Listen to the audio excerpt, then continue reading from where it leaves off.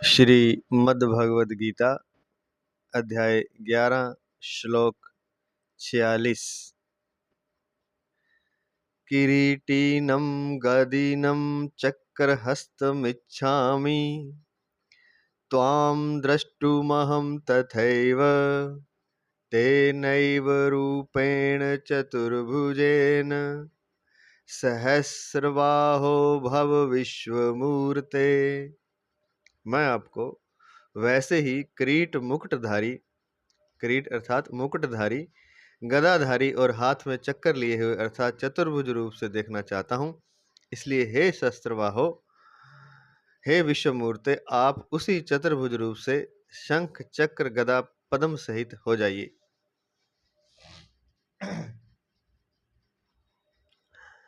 यहाँ विश्वमूर्ते तेन एव,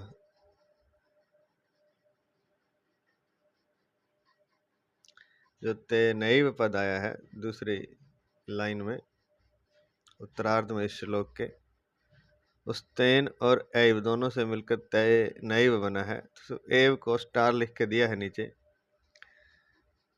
इदमस्तु सन्निकृष्टे समीपतरवर्ती चैतदो रूपम अदसस्तु विप्रकृष्टे तदिति परोक्षे विजानियात। इस उक्ति के अनुसार इदम शब्द समीप का, एतत् शब्द अत्यंत समीप का, अदस शब्द दूर का और तत् शब्द परोक्ष का वाचक है। विश्व रूप में इन सब का प्रयोग हुआ है। जैसे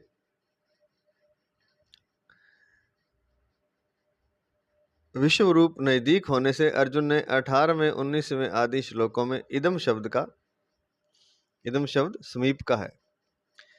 इदम शब्द का भीष्म, द्रोण आदि विराट रूप भगवान के अत्यंत नजदीक होने से अर्थात विराट रूप का ही अंग होने से भगवान ने 33वें श्लोक में एतत् शब्द का, एतत् का अर्थ अत्यंत समीप, तो भीष्म द्रोण आदि के लिए भगवान ने एतत् शब्द का प्रयोग किया। भगवान की दी हुई दिव्य दृष्टि से विराट रूप बहुत दूर तक दिखता था और उसमें देवता आदि भी दूर तक दिखते थे। इसलिए अर्जुन ने 21वें, 26वें और 28वें श्लोक में अदस शब्द का, अदस अर्थात दूर का, अदस शब्द का और विराट रूप के पहले स्तर में देखा हुआ चतुर्भुज विष्णु रूप विराट रूप के स्तर बदलने के कारण नेत्रों के सामने न होने से अर्थात परोक्ष होने से अर्जुन ने तत् शब्द का प्रयोग किया है। तत् शब्द परोक्ष का वाचक है कि पहले जैसे विराट रूप से पहले चतुर्भुज रूप दिखाई दे रहा था और फिर विराट रूप दिखाई देने लगा, तो उससे पहले चतुर्भुज रूप दिखाई दे रहा था। तो चतुर्भुज रूप विराट रूप के कारण नेत्रों के सामने न होने से अर्थात परोक्ष होने से अर्जुन ने तत् शब्द का प्रयोग किया। तत् अर्थात परोक्ष। तो ये चार है। इदम शब्द समीप का, एतत् शब्द अत्यंत समीप का, अदस शब्द दूर का और तत् शब्द परोक्ष का वाचक है। तो इसलिए एव आया है, एतत् आया है, तेन एव।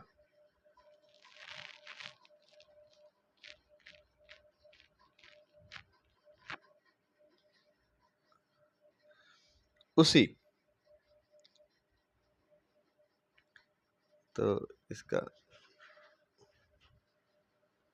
तेन एव स्टार लिख के जहाँ दिया हुआ है तो तेन एव के लिए आया है। तो चार शब्द हैं, उसके अनुसार से कुछ तेन एव का होगा, हमें भी इसका पूरा पता नहीं है, तो ये व्याकरण की बात है। खैर, इदम शब्द समीप का, एतत् शब्द अत्यंत समीप का, अदस शब्द दूर का और तत् शब्द परोक्ष का वाचक है। शायद तत् शब्द के लिए आया यहाँ तेन एव, तत् से बना होगा। क्योंकि परोक्ष रूप की ही बात चल रही है कि वही मुझे हे विश्वमूर्ति उसी चतुर्भुज रूप से शंख चक्र गदा पद्म सहित हो जाइए। तो परोक्ष रूप का दर्शन करना चाहते हैं। व्याख्या करने जा रहे हैं। प्रातः स्मरणीय, प्रातः वंदनीय, परम श्रद्धेय, परम आदरणीय, परम पूज्य, भगवत तत्व प्रेम तत्व प्राप्त महापुरुष पूज्य महाराज श्री स्वामी राम सुखदास जी महाराज जी, उनके पावन अलौकिक चरणों में अनंत दंडवत नमन करते हुए उनके आशीर्वाद से व्याख्या शुरू करते हैं। व्याख्या। किरीटिनम गदिन चक्रहस्तमिच्छामि त्वाम द्रष्टुमहं तथैव। जिसमें आपने सिर पर दिव्य मुकुट तथा हाथ में गदा और चक्र धारण कर रखे हैं, उसी रूप को मैं देखना चाहता हूं।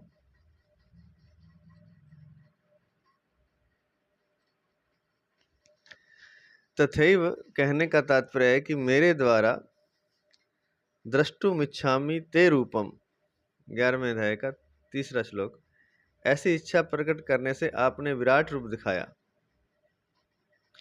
अब मैं अपनी इच्छा बाकी क्यों रखूं? अतः मैंने आपके विराट रूप में जैसा सौम्य चतुर्भुज रूप देखा है, वैसा का वैसा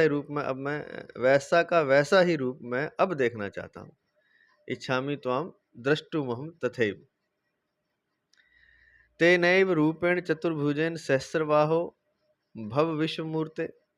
15वें और 17वें श्लोक में जिस विराट रूप में चतुर्भुज विष्णु रूप को देखा था, उस विराट रूप का निषेध करने के लिए अर्जुन जहां एव पद देते हैं,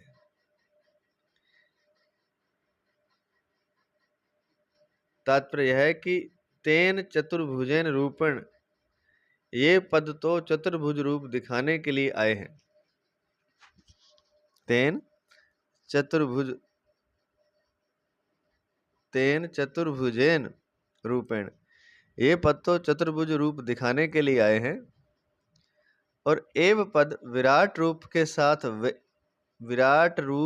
साथ नहीं, ऐसा निषेध करने के लिए आया है। तथा भव पद हो जाइए, ऐसी प्रार्थना के लिए आया है। भव विश्व मूर्ति हो जाइए, ते नैव।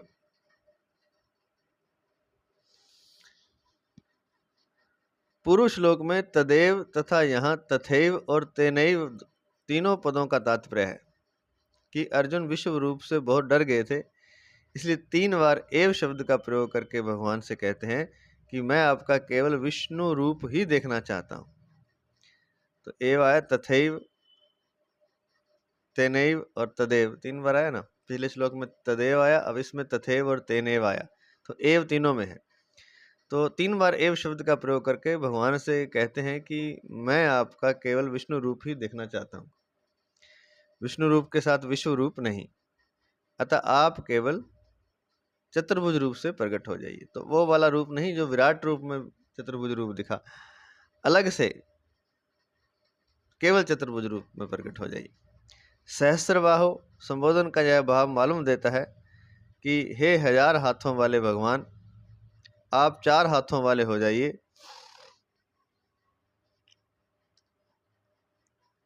और विश्व मूर्ति संबोधन का यह भाव मालूम देता है कि हे अनेक रूपों वाले भगवान, आप एक रूप वाले हो जाइए। तात्पर्य है कि आप विश्व रूप का उपसंहार करके चतुर्भुज विष्णु रूप से हो जाइए।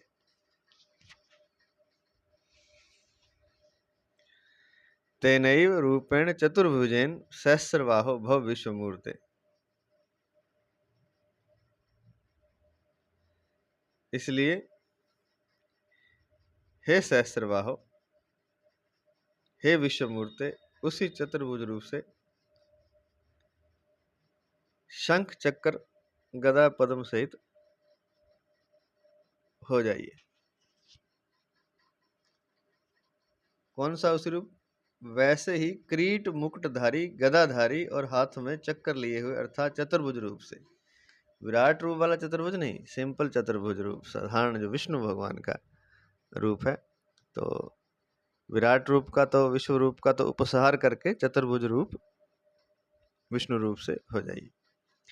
परिशिष्ट भाव। यद्यपि मूल श्लोक में भगवान को गदा और चक्र धारण किए हुए बताया गया है, तथापि चतुर्भुजेन पद आने से यहाँ चारों भुजाओं में गदा और चक्र के साथ शंख और पद्म भी समझ लेने चाहिए। तो मूल श्लोक में दो के गदा और चक्र के बारे में लिखा है, लेकिन चतुर्भुज है तो फिर शंख और पद्म भी साथ हैं, क्योंकि गदा चक्र शंख पद्म चारों भुजाओं में भगवान के सुशोभित होते हैं। अगला श्लोक, श्लोक नंबर 47। 31वें श्लोक में अर्जुन ने पूछा कि उग्र रूप वाले आप कौन हैं? तो भगवान ने उत्तर दिया कि मैं काल हूं और सबका संहार करने के लिए प्रवृत्त हुआ हूं। ऐसा सुनकर तथा अत्यंत विकराल रूप को देखकर अर्जुन को ऐसा लगा कि भगवान बड़े क्रोध में हैं। इसलिए अर्जुन भगवान से बार बार प्रसन्न होने के लिए प्रार्थना करते हैं। अर्जुन की इस भावना को दूर करने के लिए भगवान कहते हैं, श्री भगवान वाच।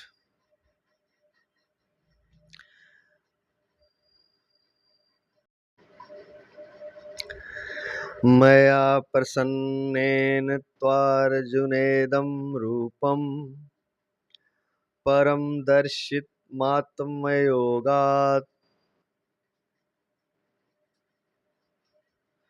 तेजोमयं विश्वमनन्तमाद्यं यन्मे त्वत्नेन न दृष्टपूर्वम्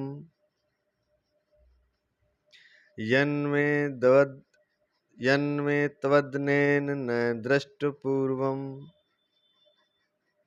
श्री भगवान बोले, हे अर्जुन, मैंने प्रसन्न होकर अपनी सामर्थ्य से मेरा यह अत्यंत श्रेष्ठ तेज स्वरूप, सबका आदि और अनंत विश्व रूप तुझे दिखाया है, जिसको तुम्हारे सिवाय पहले किसी ने नहीं देखा है। व्याख्या। मया प्रसन्नेन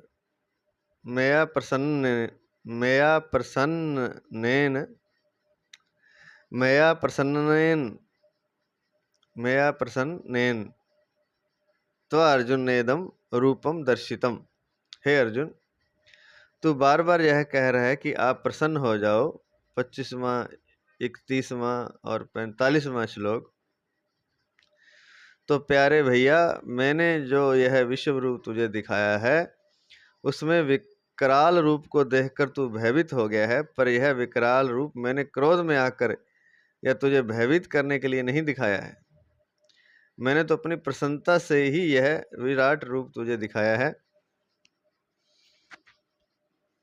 इसमें तेरी कोई योग्यता, पात्रता अथवा भक्ति कारण नहीं है।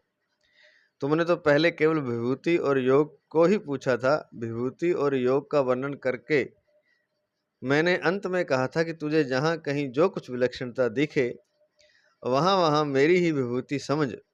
इस प्रकार तुम्हारे प्रश्न का उत्तर सम्यक प्रकार से मैंने दे ही दिया था, परंतु वहाँ मैंने अथवा पद से अपनी ही तरफ से यह बात कही कि तुझे बहुत जानने से क्या मतलब। देखने, सुनने, समझने में जो कुछ संसार आता है, उस संपूर्ण संसार को मैं अपने किसी अंश में धारण किए स्थित हूँ। देखने, सुनने और समझने में जो भी संसार अर्थात ब्रह्मांड तक जो भी सुनने में आता है, उस संपूर्ण संसार को मैं अपने किसी अंश में धारण करके स्थित हूँ। दूसरा भाव यह है कि मुझे तेरी विभूति और योग शक्ति को जानने की क्या जरूरत है।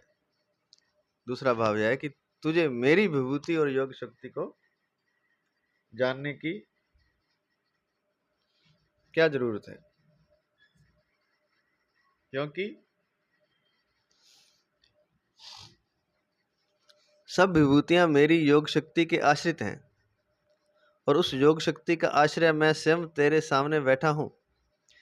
यह बात तो मैंने विशेष कृपा करके ही कही थी। इस बात को लेकर ही तेरी विश्व रूप दर्शन की इच्छा हुई और मैंने दिव्य चक्षु देकर तुझे विश्व रूप दिखाया। यह तो मेरी कोरी प्रसन्नता ही प्रसन्नता है। तात्पर्य है कि इस विश्व रूप को दिखाने में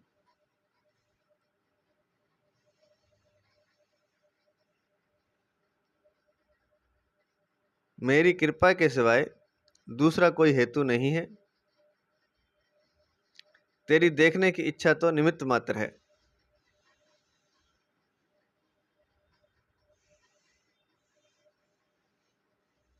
तो भगवान की कृपा है और मैंने प्रसन्न होकर दिखाया है, और कोई दूसरा हेतु कारण नहीं है।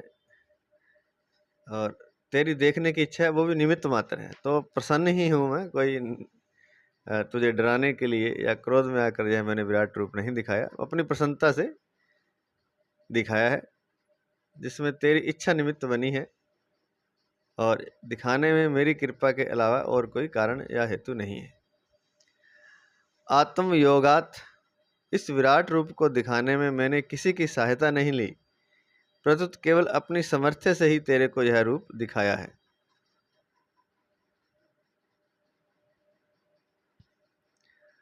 परम, मेरा यह विराट रूप अत्यंत श्रेष्ठ है।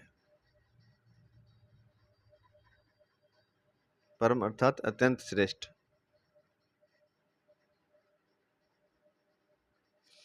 तेजोमयम, यह मेरा विश्व रूप अत्यंत तेजोमय है, इसलिए दिव्य दृष्टि मिलने पर भी तुमने इस रूप को दुर्निरीक्ष्य कहा है, अर्थात देखना मुश्किल है। 17वां श्लोक। विश्वम, इस रूप को तुमने स्वयं विश्व रूप, विश्व मूर्ति आदि नामों से संबोधित किया है। मेरा यह रूप सर्वव्यापी है।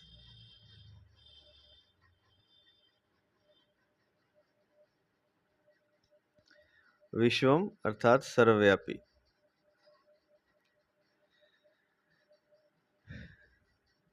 या विश्व। अनंत माध्यम, मेरे इस विश्व रूप का देश काल आदि की दृष्टि से न तो आदि है न अंत ही है। यह सबका आदि है और स्वयं अनादि है।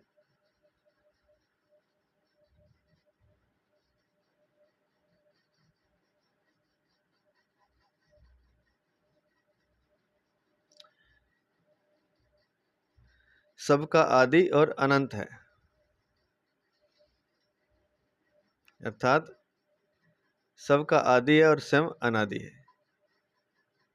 यन्मे त्वदनेन न दृष्ट पूर्वम, तेरे सिवाय मेरे विश्व रूप को पहले किसी ने भी नहीं देखा। यह बात भगवान ने कैसे कही? क्योंकि रामावतार में माता कुशल्या जी ने और कृष्णावतार में माता यशोदा जी ने तथा कौरव सभा में भीष्म, द्रोण, संजय, विदुर और ऋषि मुनियों ने भगवान का विराट रूप देखा ही था। इसका उत्तर यह है कि भगवान ने अपने विराट रूप के लिए एवं रूपः 11वें अध्याय का 48वां श्लोक, अगला श्लोक है, पद देकर कहा है कि इस प्रकार के भयंकर विश्व रूप को, जिसके मुखों में बड़े बड़े योद्धा, सेनापति आदि जा रहे हैं, पहले किसी ने नहीं देखा।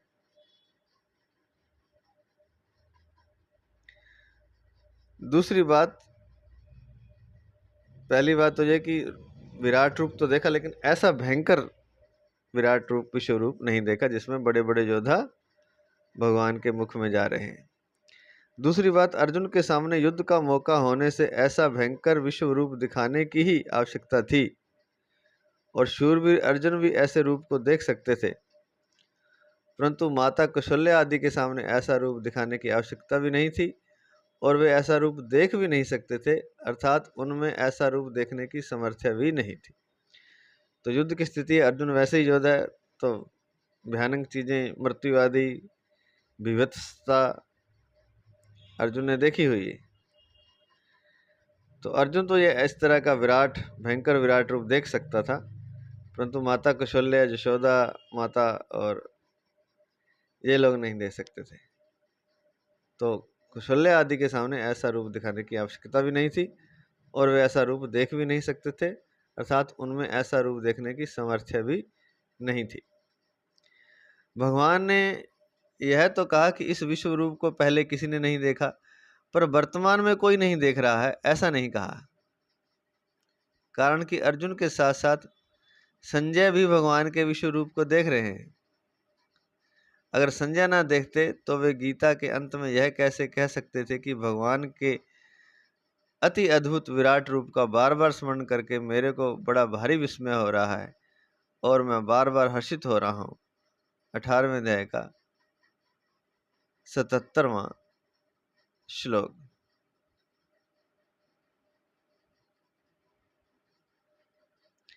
विशेष बात, भगवान के द्वारा मैंने अपनी प्रसन्नता से, कृपा से ही तेरे को यह विश्व रूप दिखाया है। ऐसा कहने से एक विलक्षण भाव निकलता है कि साधक अपने पर भगवान की जितनी कृपा मानता है उससे कई गुना अधिक भगवान की कृपा होती है। भगवान की जितनी कृपा होती है उसको मानने की सामर्थ्य साधक में नहीं है, कारण कि भगवान की कृपा अपार असीम है और उसको मानने की सामर्थ्य सीमित है। तो जितना साधक सोचता है उससे कई गुना अधिक भगवान की कृपा होती है। भगवान की कृपा को मानने की सामर्थ्य साधक में नहीं है, क्योंकि हमारा पात्र छोटा है। पात्र हमारा मन छोटा है, कहने का मतलब। कारण कि भगवान को की कृपा अपार असीम है और उसको मानने की सामर्थ्य सीमित है।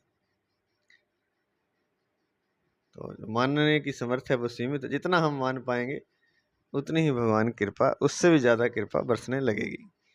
हम मानते ही कम है तो कम ही बरसती है।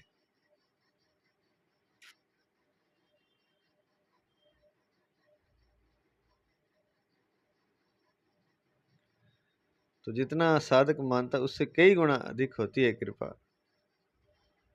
पर उसको मानने की, अनुभव करने की बात है। साधक प्राय अनुकूल वस्तु, व्यक्ति, परिस्थिति आदि में ही भगवान की कृपा मान लेता है। अर्थात सत्संग मिलता है, साधन ठीक चलता है, वृत्तियां ठीक हैं, मन भगवान में ठीक लग रहा है आदि में वह भगवान की कृपा मान लेता है। इस प्रकार केवल अनुकूलता में ही कृपा मानना भगवान को सीमा में बांधना है, जिससे असीम कृपा का अनुभव नहीं होता। उस कृष्ण में भी जिससे असीम कृपा का अनुभव नहीं होता, उस कृपा में भी राजी होना कृपा का भोग है। साधु को चाहिए कि वह ना तो कृपा को सीमा में बांधे और ना कृपा का भोग ही करे।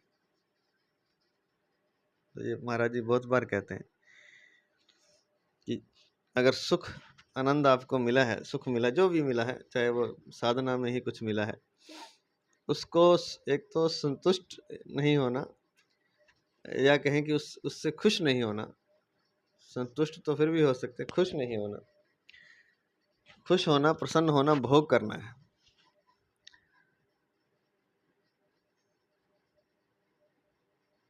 साधु को चाहिए कि वह ना तो कृपा को सीमा में बांधे और न कृपा का भोग ही करे। तो जैसे कि यहाँ उदाहरण दिया कि कोई अनुकूल वस्तु, व्यक्ति, परिस्थिति आदि प्राप्त हो गई है तो उसको भगवान की कृपा मान लेते हैं। साधक मान लेता है।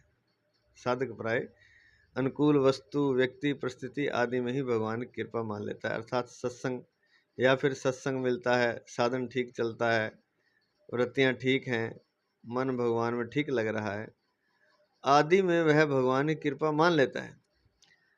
तो इस प्रकार केवल अनुकूलता में ही कृपा मानना भगवान को सीमा में बांधना। अभी भगवान की कृपा इतनी थोड़ी है कि सब कुछ ठीक ठीक चले। जब कुछ बुरा, हमें जो बुरा लगता है, प्रतिकूलता होती है, जब कुछ प्रतिकूलता होती है, वह भी तो भगवान की कृपा है।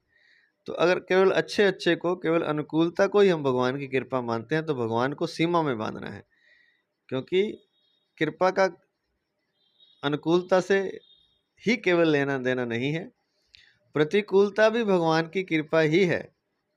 लेकिन ये हमारी समझ में नहीं आता, ये इसको समझना बड़ा मुश्किल है, क्योंकि उस जो प्रतिकूलता वाली कृपा है उसको मानने की सामर्थ्य हमारे में नहीं है।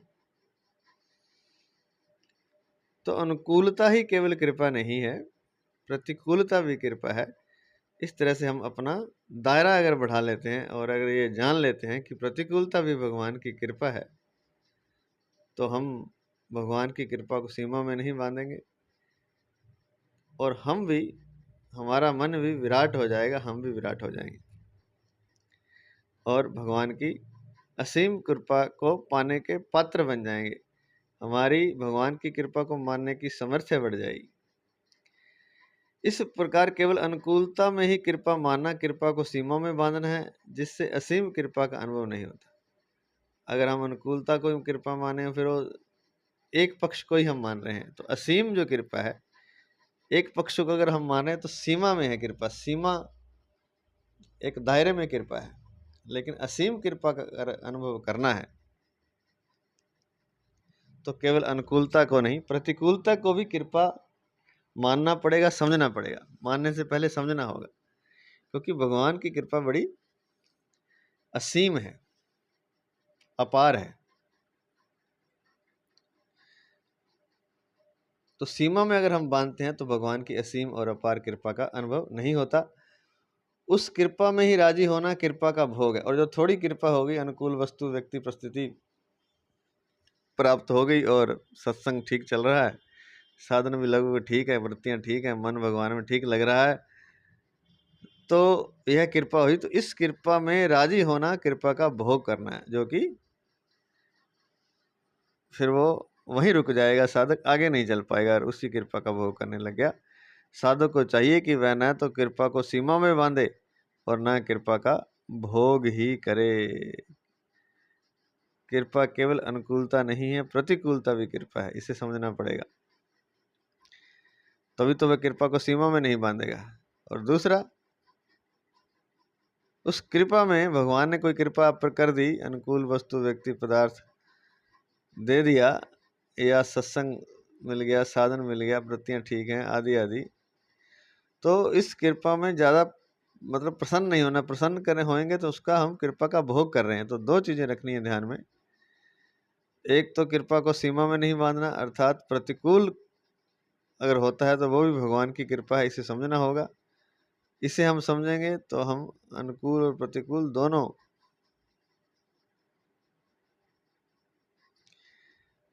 को ही भगवान की कृपा मानेंगे, और इससे भगवान की कृपा को हम सीमा में नहीं बांधेंगे, क्योंकि भगवान की कृपा असीम है। और दूसरा, कृपा का भोग नहीं करना। अगर कृपा मिलती है, प्रसन्न हो जाते हैं, तो उसका भोग कर लिया, फिर आगे नहीं बढ़ पाएंगे।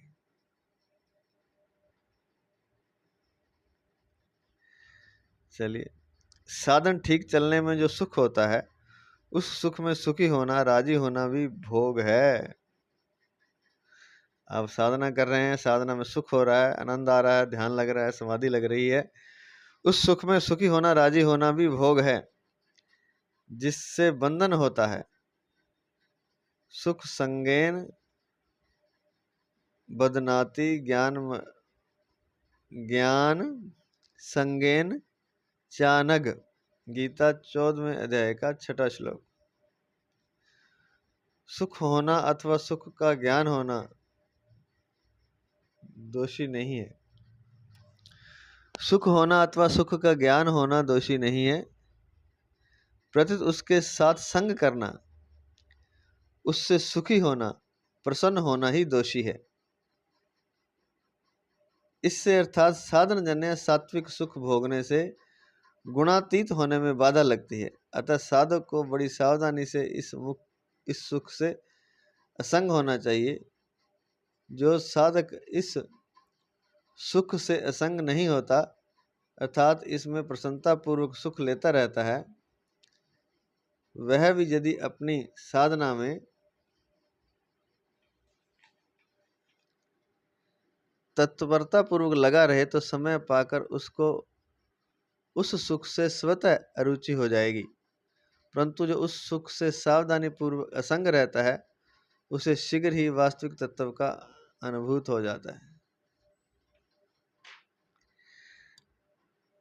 दोबारा से सुने।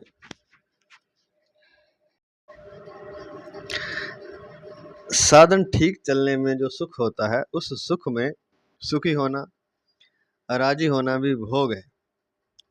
साधन ठीक चल रहा है, साधना ठीक चल रही है, ध्यान लग रहा है, समाधि लग रही है, बड़ा आनंद आ रहा है। आनंद तो आता ही है जब साधना ठीक चलती हो, तब योग प्राणायाम बढ़िया चल रहा है और बड़ा आनंद आ रहा है, तो उस सुख में सुखी होता है आदमी, राजी होता है। तो वह सुखी होना, राजी होना भी भोग है जिससे बंधन होता है। बंधन क्या है? बंधन यही है कि वो बार बार उस समाधि को, उस ध्यान को पाना चाहेगा। फिर तो भगवान लिखते हैं गीता 14वां अध्याय 6वें श्लोक में, सुख संगेन बधनाति ज्ञान संगेन चानघ। सुख होना अथवा सुख का ज्ञान होना दोषी नहीं है। सुख हो जाए कोई बात नहीं, जीवन में सुख आ गया कोई बात नहीं, सुख का ज्ञान भी हो रहा है कि मैं सुखी हूं, ये भी कोई बात नहीं। लेकिन उसके साथ उसका संग करना सुख का, आहा सुख आ गया, आनंद लेना उस सुख में, प्रत्युत उसके साथ संग करना, उसमें सुखी होना, प्रसन्न होना ही दोषी है।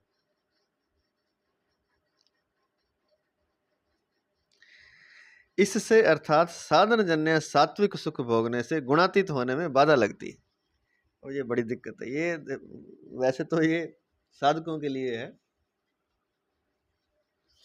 जो साधना में आगे बढ़ चुके हैं, जिन्हें ध्यान का या समाधि का अनुभव हो चुका है या समाधि में ही रहते हैं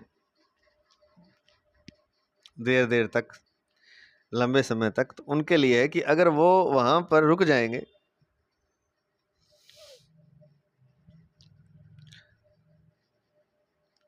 अर्थात साधन जन्य सात्विक सुख अगर भोगता है तो उसको गुणातीत होने में बाधा लगती है। वो फिर मतलब ये भी तो एक मन अटक गया ना, कहीं ध्यान में भी अटका, समाधि में अटका, सुख लेने में अटक गया, तो जाना तो था पार, कहीं अटकना नहीं है, तो गुणातीत नहीं हो सकता। ये भी सात्विक सुख, मतलब सात्विक, सत्य रज तम तीन है, तो सत्व में अटक गया, तम से बाहर आ गया, रज से, रजगुण से बाहर आ गया, रजोगुण से, तमोगुण से, तो लेकिन सत्व गुण में अटक गया, सत्व गुण में अटक गया, तो गुणातीत नहीं हो पाएगा फिर अगर वो सुख लेने लग जाता है।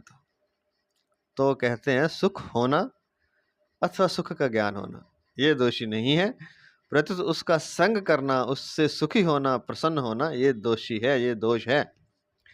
अतः साधक को बड़ी सावधानी से इस सुख से असंग होना चाहिए। जो साधक इस सुख से असंग नहीं होता, अर्थात इसमें प्रसन्नता पूर्वक सुख लेता रहता है, वह भी यदि अपनी साधना में तत्परता पूर्वक लगा रहे तो समय पाकर उसकी उस सुख से स्वतः अरुचि हो जाएगी। अब वो सुख लेने लग जाए और बस वहीं रुक जाए। लेकिन अगर ऐसा साधक भी जो सुख ले रहा है,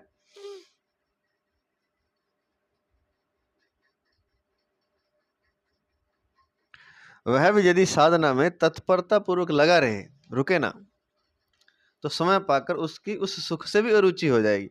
जो सात्विक सुख है ध्यान और समाधि का, उससे भी अरुचि हो जाएगी। परंतु जो उस सुख से सावधानी पूर्वक असंग रहता है, और जो उस सुख से पहले ही सावधानी पूर्वक असंग रहता है, उसे शीघ्र ही वास्तविक तत्व का अनुभव हो जाता है, उससे शीघ्र हो जाता है। और जो उस सुख, वो सुख लेता है और अगर वो रुके ना और आगे चलता रहे, तत्परता पूर्वक लगा रहे अपनी साधना में, तो समय पाकर उसे भी उस सुख से अरुचि हो जाती है, स्वतः ही अरुचि हो जाएगी, तो वह गुणातीत हो जाएगा।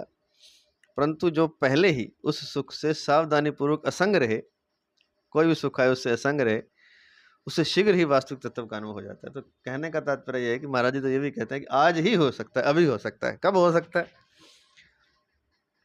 संसार की कोई आशा ना रखे और साथ ही साथ परमात्मा की भी कोई सुख लेने की कोई आशा ना रखे, कुछ आशा ही ना रखे, आशा ही छोड़ दे, राग द्वेष मैं ममता जी तो छोड़ना ही है, आशा ही छोड़ दे, कामना ही त्याग दे, परमात्मा की कामना भी त्याग दे, तो यह है असंग होना। तो पहले तो दुखी होता है, फिर दुख से वो सुख में जाता है, साधना के द्वारा अपने चेतना के को ऊपर उठा करके, अपने विचारों की श्रेष्ठता से वह जीवन को समझता है, तो वह दुखी नहीं होता फिर, क्योंकि उसे पता लग जाता है कि जीवन ऐसा ही है, तो वो समाधि तक पहुंचता है। लेकिन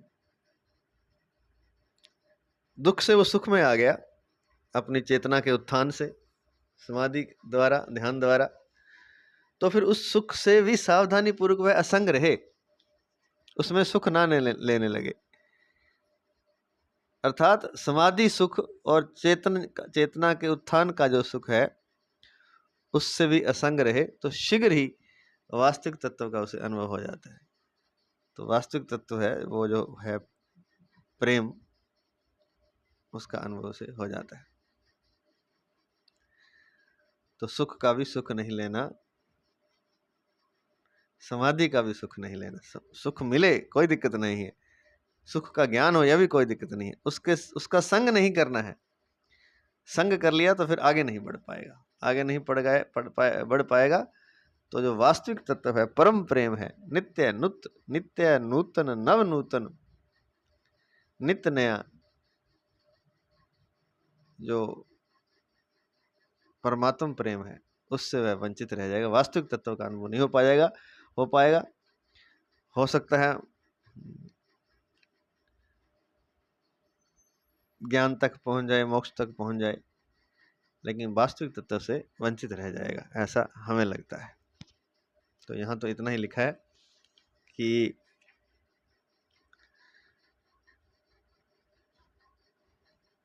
साधन जन्य सात्विक सुख भोगने से गुणातीत होने में बाधा लगती है, अतः साधक को बड़ी सावधानी से इस सुख से असंग होना चाहिए। जो साधक इस सुख से असंग नहीं होता, अर्थात इसमें प्रसन्नता पूर्वक सुख लेता रहता है, वह भी यदि अपनी साधना में तत्परता पूर्वक लगा रहे तो समय पाकर उसकी उस सुख से स्वतः अरुचि हो जाएगी। परंतु जो उस सुख से सावधानी पूर्वक असंग रहता है, उसे शीघ्र ही वास्तविक तत्व का अनुभव हो जाता है। तो यहाँ तक था। अगला श्लोक, श्लोक नंबर 48।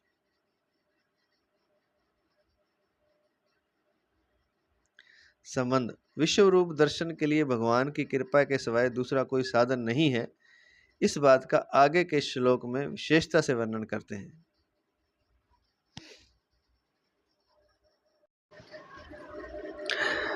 न वेद यज्ञाध्ययनैरन दानैरन च क्रियाभिरन तपोभिरुग्रहि एवं रूपः शक्यम अहम नृलोके द्रष्टुम त्वदनेन कुरु प्रवीर। हे कुरुश्रेष्ठ, मनुष्य लोक में इस प्रकार के विश्व रूप वाला मैं न वेदों के पाठ से, न यज्ञों के अनुष्ठान से, न शास्त्रों के अध्ययन से, न दान से, न उग्र तपों से और न मात्र क्रियाओं से तेरे कृपा पात्र के सिवाय और किसी के द्वारा देखा जा सकता हूँ। तवदनेन मात्र क्रियाओं से, क्रिया भी मात्र क्रियाओं से तेरे सिवाय और किसी के द्वारा देखा जा सकता हूँ। तेरे अर्थात कृपा पात्र के सिवाय और किसी के द्वारा देखा जा सकता। कहने का तात्पर्य है कि भगवान कहते हैं कि मनुष्य लोक में इस प्रकार जो मेरा विश्व रूप है, वह ना वेदों के पाठ से, न यज्ञों के अनुष्ठान से, न शास्त्रों के अध्ययन से, न दान से, न उग्र तप से और न कोई क्रिया करने से ही मैं देखा जा सकता हूँ। यह मेरा विश्व रूप तेरे सिवाय, तू मेरा कृपा पात्र है, अर्जुन को कह रहे हैं, कोई इसको नहीं देख सकता किसी भी तरह से, चाहे वो वेदों का पाठ करे चाहे कुछ करे। हे कुरुश्रेष्ठ, मनुष्य लोक में इस प्रकार के विश्व रूप वाला मैं न वेदों के पाठ से, न यज्ञों के अनुष्ठान से, न शास्त्रों के अध्ययन से, शास्त्रों के अध्ययन से स्टार लिख के दिया है नीचे, उसको देखते हैं, न शास्त्रों के अध्ययन से, न दान से, न उग्र तपों से और न मात्र क्रियाओं से तेरे अर्थात कृपा पात्र के सिवाय और किसी के द्वारा देखा जा सकता हूँ। अगर अध्ययन से जो लिखा है स्टार लिख के उसको दिया है नीचे, अगर वेद यज्ञाध्ययन ही पद का अर्थ वेदों का अध्ययन और यज्ञों का अनुष्ठान लिया जाए तो वेदों के अध्ययन के अंतर्गत शास्त्रों का अध्ययन भी आ जाता है, क्योंकि सभी शास्त्र वेदों का ही अनुगमन करते हैं, परंतु खुलासा करने के लिए यहाँ शास्त्रों का अध्ययन अलग से लिया गया है।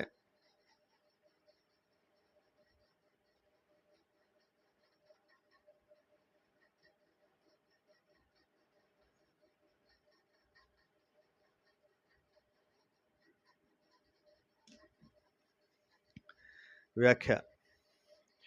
कुरुप्रवीर, यह अर्जुन के लिए कुरुप्रवीर संबोधन देने का अभिप्राय है कि संपूर्ण कुरुवंशियों में मेरे से उपदेश सुनने की, मेरे रूप को देखने की और जानने की तेरी जिज्ञासा हुई, तो यह कुरुवंशियों में तुम्हारी श्रेष्ठता है।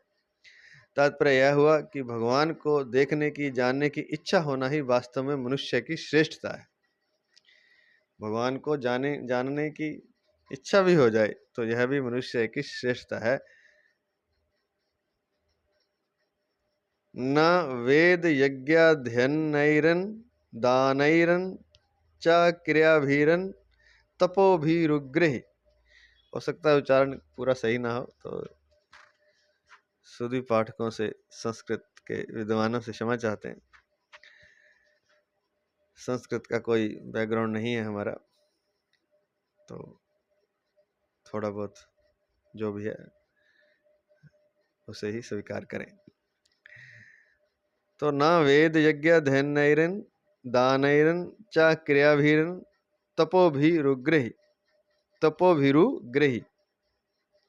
वेदों का अध्ययन किया जाए, यज्ञों का विधि विधान से अनुष्ठान किया जाए, शास्त्रों का अध्ययन किया जाए, बड़े बड़े दान किए जाएं, बड़ी उग्र अर्थात कठिन से कठिन तपस्या की जाएं और तीर्थ व्रत आदि शुभ कर्म किए जाएं, वे सब के सब कर्म विश्व रूप दर्शन में हेतु नहीं बन सकते। कारण कि जितने भी कर्म किए जाते हैं उन सब का आरंभ और समाप्ति होती है, अतः उन कर्मों से मिलने वाला फल भी आदि और अंत वाला ही होता है।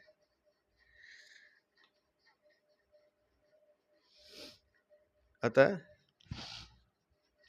उन कर्मों से मिलने वाला फल भी आदि और अंत वाला ही होता है। अतः ऐसे कर्मों से भगवान के अनंत असीम अव्यय दिव्य विश्व रूप के दर्शन कैसे हो सकते हैं? भगवान के अनंत असीम अव्यय दिव्य विश्व रूप के दर्शन कैसे हो सकते हैं? उसके दर्शन तो केवल भगवान की कृपा से ही होते हैं। कारण कि भगवान नित्य हैं और उनकी कृपा भी नित्य है। अतः नित्य कृपा से ही अर्जुन को भगवान के नित्य अव्यय दिव्य विश्व रूप के दर्शन हुए। तात्पर्य यह हुआ कि उनमें से एक एक में अथवा सभी साधनों में यह सामर्थ्य नहीं है कि वे विराट रूप के दर्शन करा सकें। विराट रूप के दर्शन तो केवल भगवान की कृपा से, प्रसन्नता से ही हो सकते हैं। तो ये किसी साधना से नहीं होते। हाँ, कभी भगवान कृपा कर देते हैं, जैसे अर्जुन पर कर दी, तो साधक पर भी अवश्य ही होती है, क्योंकि भगवान की कृपा नित्य है, भगवान भी नित्य है। तो जैसे वो कृपा करके मनुष्य देह दे देते हैं, ऐसे ही कृपा करके अपना रूप भी दिखा देते हैं, अपना विराट रूप भी दिखा देते हैं।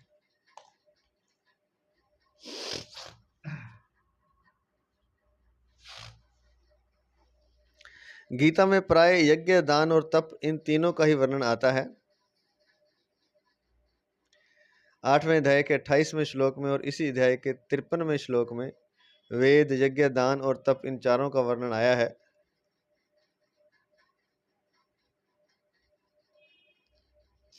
अक्सर तीनों का आता है, यज्ञ, दान और तप का। और इस अध्याय के 53वें श्लोक में वेद, यज्ञ, दान और तप, इन चारों का वर्णन आया है। और यहाँ वेद, यज्ञ, दान, तप और क्रिया, इन पांचों का वर्णन आया है। और इस श्लोक में 5 आ गए, वेद, यज्ञ, दान, तप और क्रिया, इन पांचों का वर्णन आया है। 8वें अध्याय के 28वें श्लोक में सप्तमी विभक्ति और बहुवचन तथा यहाँ के श्लोक में तृतीया विभक्ति और बहुवचन का प्रयोग हुआ है, जबकि दूसरी जगह प्राय प्रथमा विभक्ति और एक वचन का प्रयोग आया है। यहाँ तृतीय विभक्ति और बहुवचन देने का तात्पर्य यह है कि इन वेद, यज्ञ, दान आदि साधनों में से एक एक साधन विशेषता से बहुत बार किया जाए अथवा सभी साधन विशेषता से बहुत बार किए जाएं, तो भी वे सब के सब साधन विश्व रूप दर्शन के कारण नहीं बन सकते, अर्थात इनके द्वारा विश्व रूप नहीं देखा जा सकता। कारण कि विश्व रूप का दर्शन करना किसी कर्म का फल नहीं है।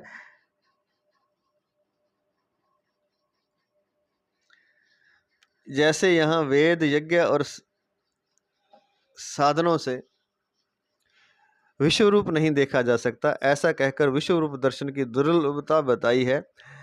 ऐसे ही आगे 53वें श्लोक में वेद यज्ञ आदि साधनों से चतुर्भुज रूप नहीं देखा जा सकता, ऐसा कहकर चतुर्भुज रूप दर्शन की दुर्लभता बताई है। चतुर्भुज रूप को देखने में अनन्य भक्ति को साधन बताया है।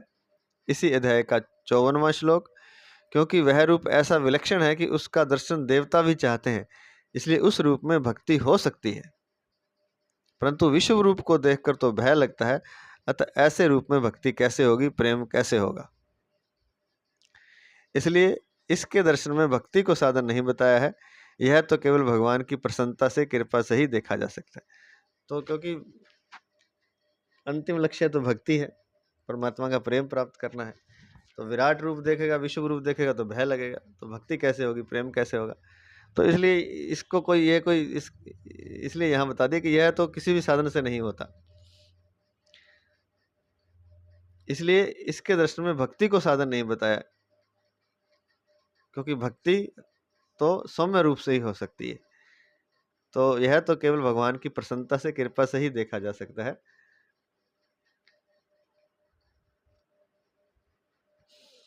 आगे है, एक बात हमारे ख्याल में आ रही है, हो सकता है गलत हो या सही, ये नहीं जानते, कि विराट रूप देखना शायद जरूरी भी नहीं है।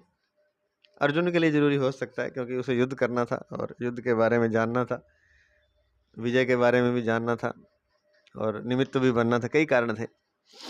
तो आम व्यक्ति के लिए, जो भक्त है, उसके लिए विराट रूप की शायद आवश्यकता नहीं है। उसके लिए तो सौम्य रूप, चतुर्भुज रूप की आवश्यकता है, ताकि वह और भक्ति कर सके और परमात्मा प्रेम प्राप्त कर सके, परमात्मा के लीला धाम में प्रवेश कर सके। जैसे कि गोपियां या जो भक्त लोग हैं वो चले जाते हैं भगवान के धाम में, भगवान के लीला में, तो वहां पर तो भगवान का जो एक तरह से मनुष्य रूप ही है, जिसमें प्रेम पूर्ण लीलाएं, जैसे रास लीला होती है, जैसे वृंदावन में जो रास पंचाध्यायी है भागवत में, ग्रंथ में, श्री भागवत पुराण में, तो जिसमें कि प्रेम ही प्रेम है, रास प्रेम रस है, जिसमें जो गोपियों और श्री कृष्ण की लीला है वह कोई शारीरिक तल पर नहीं है, वो हृदय से हृदय का प्रेम है, और उसी प्रेम को पाना ही भक्त का लक्ष्य होता है। तो वो लक्ष्य, ऐसा हमें लगता है कि भगवान के चतुर्भुज रूप से ही, जो सौम्य रूप है भगवान का, उसी से ही प्राप्त हो सकता है, उसके दर्शन से ही होगा। तो विराट रूप की शायद आवश्यकता नहीं होगी इतनी, और इसलिए ये भगवान की प्रसन्नता से और कृपा से ही देखा जा सकता है। परंतु भक्ति से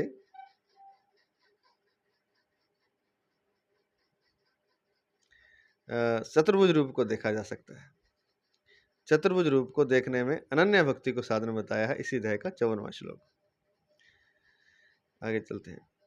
एवं रूपः शक्य अहम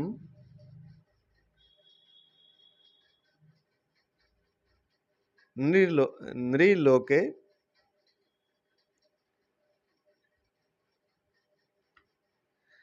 द्रष्टुम त्वदनेन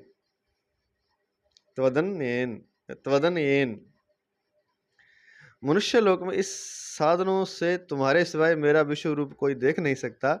इसका अर्थ यह नहीं है कि इन साधनों से तू देख सकता है, तुम्हारे को तो मैंने अपनी प्रसन्नता से ही यह रूप दिखाया है, तो इन साधनों से कोई भी नहीं देख सकता। अर्जुन देख रहा है तो वह कृपा से ही देख रहा है भगवान की। संजय को भी जो विश्व रूप के दर्शन हो रहे हैं, वह भी व्यास जी की कृपा से प्राप्त दिव्य दृष्टि से ही हो रहे थे, किसी दूसरे साधन से नहीं। तात्पर्य है कि भगवान और उनके भक्तों, संतों की कृपा से जो काम होता है, वह काम साधनों से नहीं होता, इनकी कृपा भी अहेतु की होती है। ये तो ब्रह्मास्त्र चला दिया महाराज जी ने, और ये बहुत बड़ी बात है। अगर ये बात भी समझ में आ जाए तब भी बहुत कुछ हो सकता है। ये बात ये है कि साधक को साधना का अभिमान होता है एक तरह से, या कहें कि साधक को अपने साधन का बल होता है। उसे लगता है कि मैं अपने साधना के या साधन के बल से परमात्मा की प्राप्ति कर लूँगा। क्योंकि यहाँ विश्व रूप दर्शन का भी आ गया और चतुर्भुज रूप दर्शन भी। विश्व रूप दर्शन तो किसी साधन से नहीं होता, इस श्लोक में बताया ही है।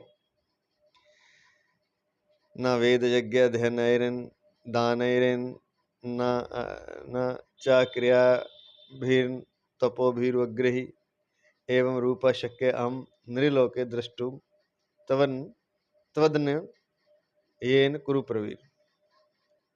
तो किसी भी साधन से विश्व रूप तो होता ही नहीं, वो तो कृपा से ही दिखाई देता है, लेकिन चतुर्भुज रूप ही अनन्य भक्ति से।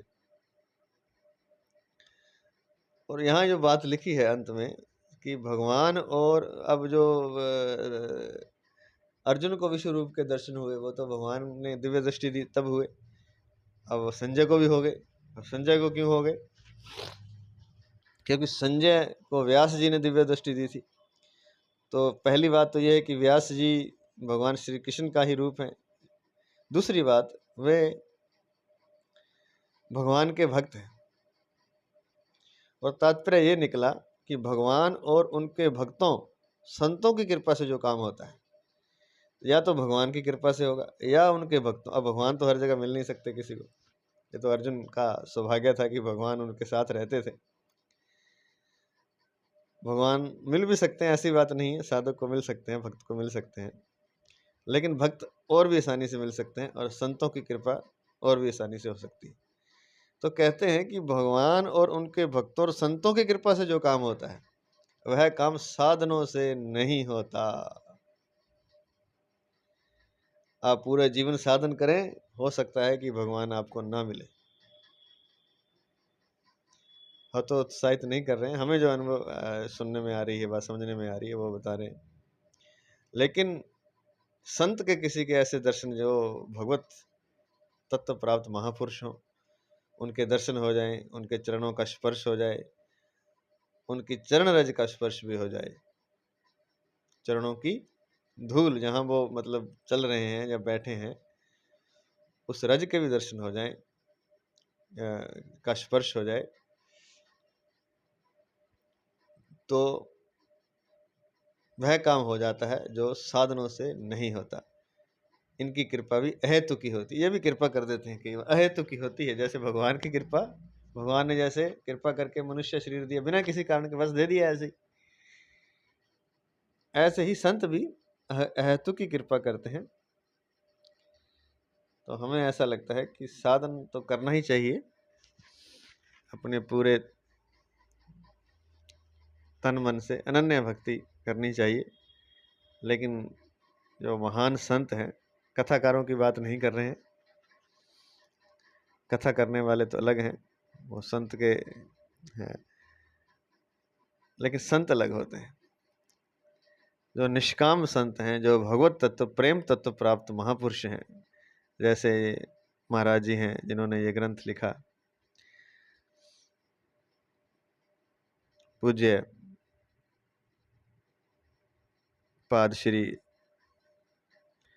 राम सुखदास जी महाराज जी, ऐसे संतों की कृपा से कुछ हो सकता है जो साधनों से नहीं होता। वो जो वर्षों साधन भी करता रहे तो भी नहीं होता, तो इनकी कृपा से अहेतु की कृपा हो सकती है।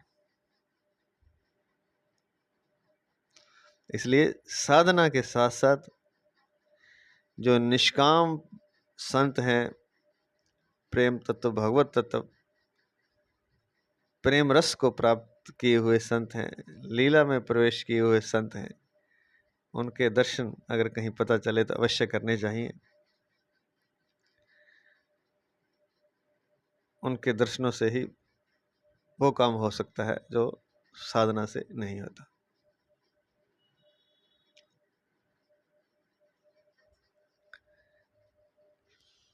कई लोग ठीक ना समझने के कारण ऐसा कहते हैं कि भगवान ने अर्जुन को विश्व रूप दिखाया नहीं था, प्रत्युत यह समझा दिया था कि मेरे शरीर के किसी एक अंश में अनंत ब्रह्मांड है, पर वास्तव में यह बात है ही नहीं। स्वयं भगवान ने कहा है कि मेरे इस शरीर में एक जगह चराचर सहित संपूर्ण जगत को अभी देख ले। 7वां श्लोक इसी अध्याय का।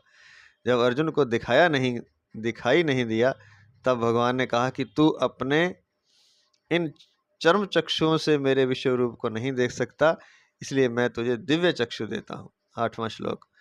फिर भगवान ने अर्जुन को दिव्य चक्षु देकर साक्षात अपना विश्व रूप दिखाया। संजय ने भी कहा कि भगवान के शरीर में एक जगह स्थित विश्व रूप को अर्जुन ने देखा। 13वां श्लोक। अर्जुन ने भी विश्व रूप का दर्शन करते हुए कहा कि मैं आपके शरीर में संपूर्ण प्राणियों के समुदायों को तथा ब्रह्मा विष्णु महेश आदि सबको देख रहा हूँ। 15वां श्लोक। आदि आदि। इससे सिद्ध होता है कि भगवान ने अर्जुन को प्रत्यक्ष में अपने विश्व रूप के दर्शन कराए थे। ये कोई ऐसी बात नहीं है कि खाली समझा दिया था, ये बोली बात नहीं है। दर्शन करवाए थे, प्रत्यक्ष दर्शन करवाए थे, विश्व रूप के दर्शन करवाए थे। दूसरी बात, समझाने के लिए तो ज्ञान चक्षु होते हैं। गीता 13वें अध्याय का 34वां और 15वें अध्याय का 11वां श्लोक। पर दिव्य चक्षु से साक्षात दर्शन ही होते हैं, अतः भगवान ने केवल कहकर समझा दिया हो, ऐसी बात नहीं है। तो आज इतना ही। जय श्री कृष्ण, जय श्री कृष्ण, जय जय श्री कृष्ण, जय जय श्री कृष्ण, जय जय श्री कृष्ण।